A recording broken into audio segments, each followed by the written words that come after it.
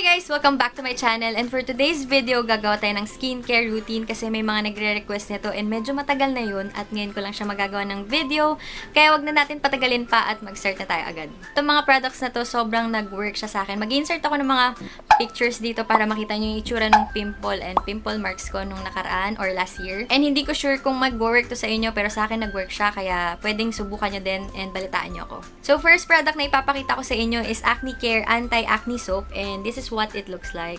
Bili ko to sa may Mercury, pero alam ko meron din ito sa Pure Gold, sa SM, sa Watson. So yun, madali nyo siyang mabibili. So ito, ginagamit ko siya bago ako maligo and bago ako matulog, and pinapatagal ko siya ng mga 1 to 2 minutes kasi ito medyo mahapdi siya, kaya hinihilamos ko agad. And next product naman is Vipada or Vipada soap. Hindi ko na siya mapapakita sa inyo kasi nasa CR siya, pero mag-insert ako ng picture dito para makita nyo yung itsura niya.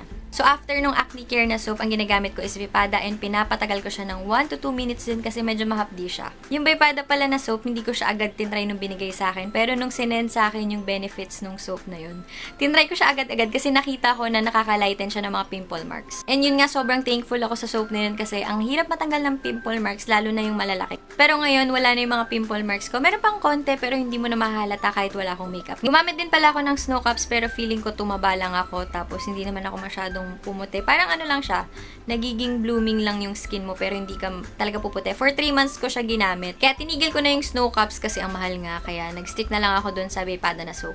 And next naman, after ko gamitin ng soap, ang ginagamit ko naman is itong Herb Day Cleansing Foam na lemon from the Face Shop.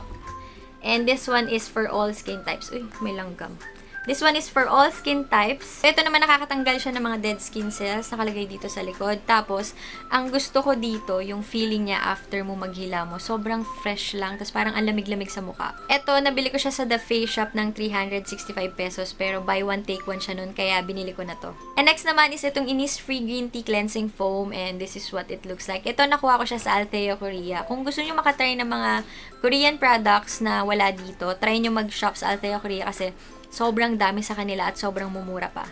And ito din, sobrang bango. And malamig din siya sa mukha. Parang fresh lang yung mukha mo after mo maghilamos. So itong dalawa na to, pinagsasalit-salit ko sila kasi wala naman siyang nagiging bad effects sa skin ko and okay naman sila. Itong next product naman is sobrang nire-rave din to sa YouTube at ito yung Nature Republic Soothing and Moisture Aloe Vera 92% Soothing Gel, and this is what it looks like. Ang gusto ko dito, sobrang laki niya at sobrang daming product. And yung sa akin, dahil sa sobrang ginagamit ko siya, malapit na siyang maubos.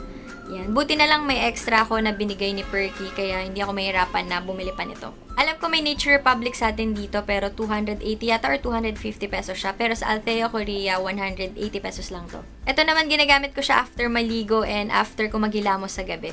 Ito, nilalagay ko siya sa mukha ko, pero mas dinadamihan ko dun sa part na may pimples ako. Tapos nilalagay ko din siya sa may siko, sa may tuhod, tsaka sa may ankle. Kasi feeling ko, siya, lambot ng skin.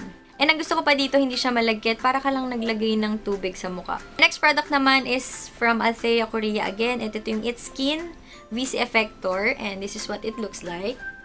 And ito, may kasama na siyang vitamin C. And nakaka-lighten din siya ng mga pimple marks. And brighten up ng face. Ito naman, drop siya na parang yung sa baby nga. Pero ito, ilalagay mo siya sa mukha mo, syempre. Yan. Ang gusto ko din dito is water-based siya, kaya hindi siya nakakairita sa mukha. Ayoko kasi nung malagkit na feeling sa face, kaya gusto ko din to. And last product naman na ipapakita ko sa inyo is yung kapartner nitong soap, which is Acne Care Acne Drying Lotion. So, after nung aloe vera and nung It's Skin, ito naman yung nilalagay ko. And nililive ko siya overnight.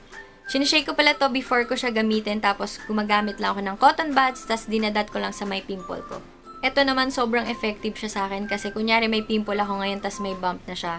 Lalagyan ko lang nito, kinabukasan, wala na. Meron, pero yung parang konti na lang na hindi siya mag-iwan ng pimple marks. Kaya gustong-gusto ko tong product na to. And that's all for my skincare routine. Sana nakatulong ako sa inyo and nagkaroon kayo ng mga idea about sa products na to. And sana nag-enjoy kayo and sa susunod ko ulit na video. Bye!